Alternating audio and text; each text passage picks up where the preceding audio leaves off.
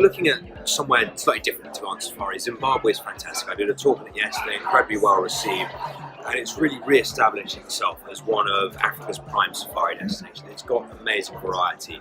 So you've got Victoria Falls, a great starting point, big game in Kwangi National Park.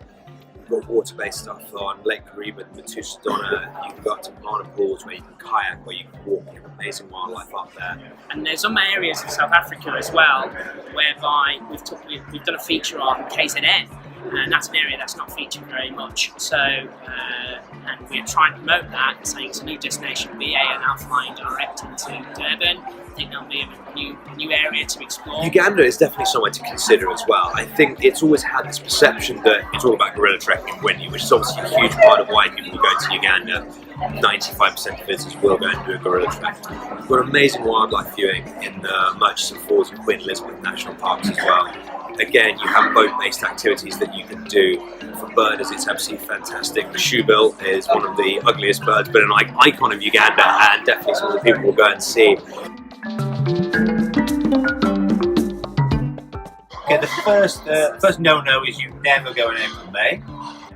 Otherwise, any time of year works. What you would have is the green season. So you're going to go from June after the rains. It'll get drier. A lot of people like it as it gets drier. It tends to concentrate things around whatever water's left. Then you're going to get some rain October into November, and then you'll get a beautiful green period. And you can see where my favourite match is. And lots of young. All the animals tend to have the young October through to January into February.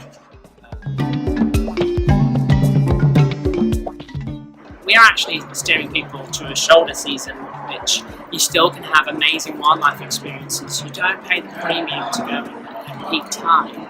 We have something called the green season, which the rains have been on, grass is along, but it's still quite a good time to go, really. If you haven't been on safari before, you will still see wildlife. You might not see them in the huge congregations, but you'll still see great wildlife, and the price point is always an attractive time for them to go. So.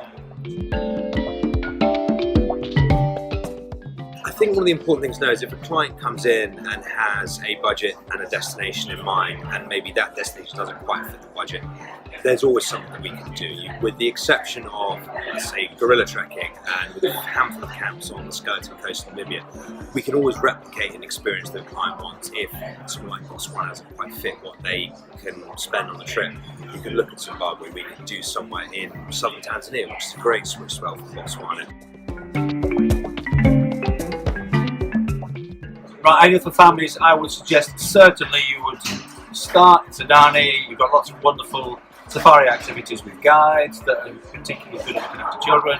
You've got a nice shallow self drop off from a beach with warm water that they can play in safely.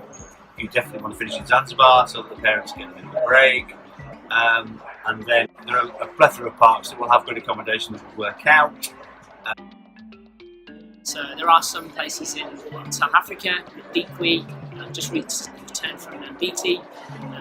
There are malaria-free, so they work for the multi-generations. And and they've got the accommodation now to fit that. So. A little note on availability issues that we're suffering across certain destinations, and Namibia is someone that particularly springs to mind. Fantastic destination. You can self-drive there, you can do flying safaris, you can do guided trips, but it has a big shortage of accommodation, particularly tourist-suited accommodation. So if you are having clients who are looking to inquire about Namibia, and I don't say it's likely, you really do need to be looking a year to 18 months in advance.